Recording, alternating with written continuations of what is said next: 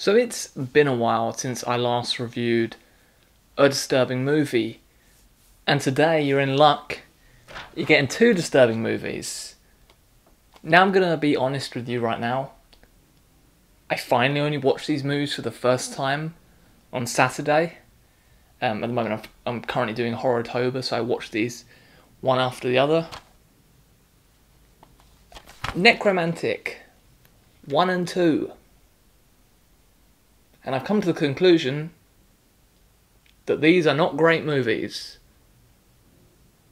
With director Jorg Budgerit in an interview said that he had never gone to film school and that the people in these films were not actors.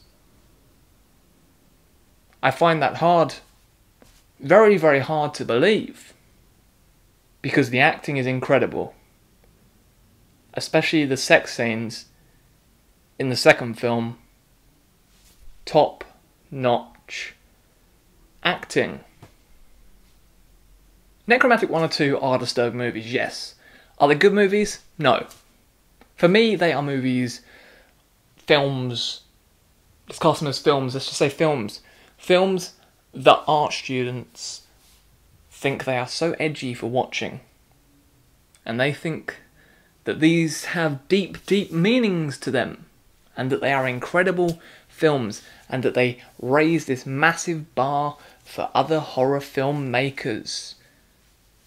And people saying that these films aren't just there to shock you, for the big shock factor, just to gross you out. They really are. First off, the practical effects are great. Yes, the practical effects are good. And they look very realistic and shocking. But in 1 and 2, I hate these movies for this. They have real animal cruelty. In the first one, they have a bunny rabbit having its throat slit. And in the second movie, they just have a seal being cut open. Why? What does this add to the film? And a lot of people in the comments are going to be saying, "You're only saying this because you're vegan." Nope. I've searched online, and a lot of other people that aren't even vegan fast forwarded through the animal cruelty bits. They said that they could watch the violence and the necrophilia and the gore, but they couldn't watch the real stuff. See, it's not just me. So these films don't really have a deep meaning. Let's talk about them. Nekromantic 1 is about a man who is someone that cleans up after crime scenes. He brings a lot of the things home. In the opening of the film, there is a car crash that happened. He goes over to the guy in the car and just pulls out his eyeball, takes it home, puts it in a jar. He also has tongues in jars, hearts in jars. His girlfriend is cool with this, but they want to spice up their sex life. So what does he do? He brings a corpse home from one of the crime scenes. They bring it into the bedroom. The girlfriend attaches a metal pole with it, with a condom on top, and they have sex. He has sex with her from behind while she's laying on top of the dead body and kissing it. And she gets fed up of him, and spoilers today. Oh, you can't spoil a film from so long ago. Spoilers for Nekromantic. She leaves him because she becomes too invested in the corpse and leaves him. He gets very upset and does very weird things. There's also not real animal cruelty, but a scene where he buys a cat, puts it in a bin bag, and smacks it against the wall, then cuts out the stomach, or cuts open the cat and covers himself in the cat's blood while he's in a bathtub. Yes, art. So edgy. So edgy. And then the end of the film is pretty gross. He is so upset that his girlfriend has left him that he stabs himself in the stomach, but before stabbing himself in the stomach, gets his dick out. Prosthetic dick, it's a massive erection. Stabs himself in the stomach and somehow comes from that. And then just comes blood everywhere. Beautiful ending.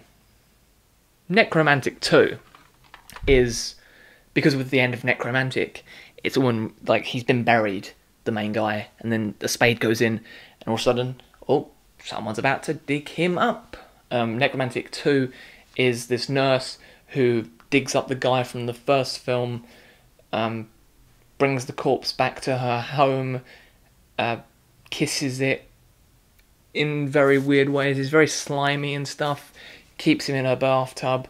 Gets a bit fed up of him. So what she does is she cuts up pieces of him, cuts off his penis, and keeps it in her fridge. Her new boyfriend finds out about this, comes around, he's sort of just at her house. All her friends are just normal with her bringing the guy's head in and putting it on a plate in the living room while they watch the disgusting seal bit I said about.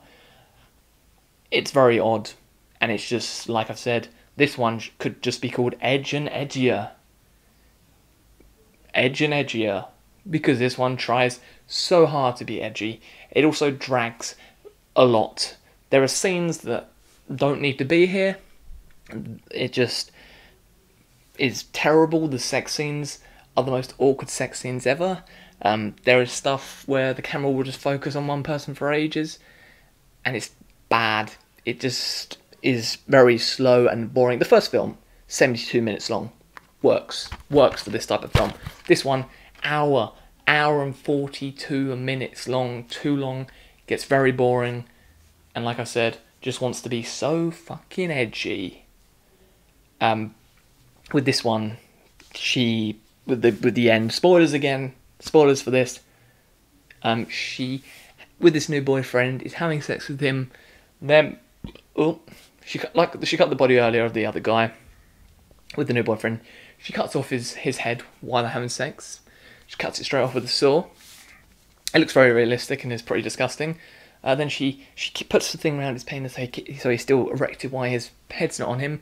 Then goes and grabs the head of the other corpse and just attaches it to his head, and then carries on having sex. And there's blood that sprays everywhere, and somehow after, even after she's cut off this guy's head, it's very odd. The end of the film is just this doctor walking towards her and saying, "You're pregnant. You're pregnant with the guy whose head that you cut off."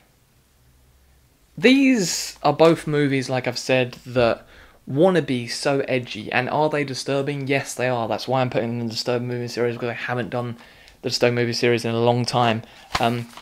Both of these are disturbing. The practical effects are disgusting. In the second one, it's a bit more disgusting with the sliminess of the corpse, and when she cuts it into pieces in the bath, it looked very realistic. There's with the whole penis scene with blood spraying out of it in the first film, that is pretty disgusting as well, and the corpse effects pretty disgusting. Yeah, they are just, for me, shocking for the sake of shocking people, and they aren't that great. They aren't that great. These are films that I know a lot of people talk about, and everyone's like, no, they're so disturbing, they're so shocking, they're incredible films, everyone should watch them. I don't know how many people see that, but when I went through reviews on Letterboxd, there's a lot of people that give this film 4 stars. And like, this is art, this is great, this is horror, this is how it should be. No, for me, it's just bullshit.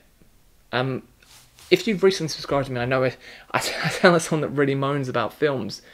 I love a lot of films, but these to me were just pretentious in many ways. Just like I've said, so edgy, and just people like, look, if you like these films, that's cool. If you're a horror fan and you like these films, and you like them for the disgustingness and disturbingness, that's cool. I'm all for disturbing movies. Like one of my favourite horrors and one of my favourite movies is Martyrs, because that is very, very disturbing. But that is something that works for me with the disturbingness and everything that it does. With Nekromantic, there's nothing really to it. It's just, hey, we're having sex with dead bodies. Look at us. Dead bodies and gross practical effects. Look at us, we're so cool. That's my take on Nekromantic 1 and 2. There's not much more I really want to say about it. Fuck them for having the animal cruelty stuff. It's one thing that I did not like, that really makes me not want to keep these movies and ever watch them again. I love the artwork of Arrow stuff. The artwork's really Nekromantic. Look at that artwork, that is great. But just having that in the film was unnecessary. You're already shocking your audience with a whole film about people having sex with a corpse. So why would you need to put in that real stuff to, oh, I can shock my audience even more? Both these films get a 1 out of 5 from me. If you've seen Nekromantic, what do you think about it? Do you think it's one of the most disturbing movies ever? For me, yes, I do think it is one of the most disturbing movies ever. This did, I think, like people said, it was something that influenced a lot of other people to make these disturbing and gross movies. And I'll say that's cool for that it did that and opened up many other doorways for people to make gross movies. But I just don't think these movies are that great. So in the comments down below, give me your opinions on it. What would you like to see me talk about next? What disturbing movie would you like to see me talk about next? Hope you are good. Hope you are great. Even if you're not, hope you're still alright. I'm good. Let's end this with plugging a show on November 27th, Monday, November 27th. If you live in London, come to Camden, etc. Theatre. I'm doing my hour-long show, You Don't Look Autistic. You may have already seen my show on my YouTube, but this time around it is completely different. I have rewritten the whole show. There is so much new stuff added. There's a lot of crowd work this time around, and it's going to be a lot of fun. You can buy tickets online now. Let's sell this show out. That's all from me today. Thank you very much. See you again very, very soon. Goodbye.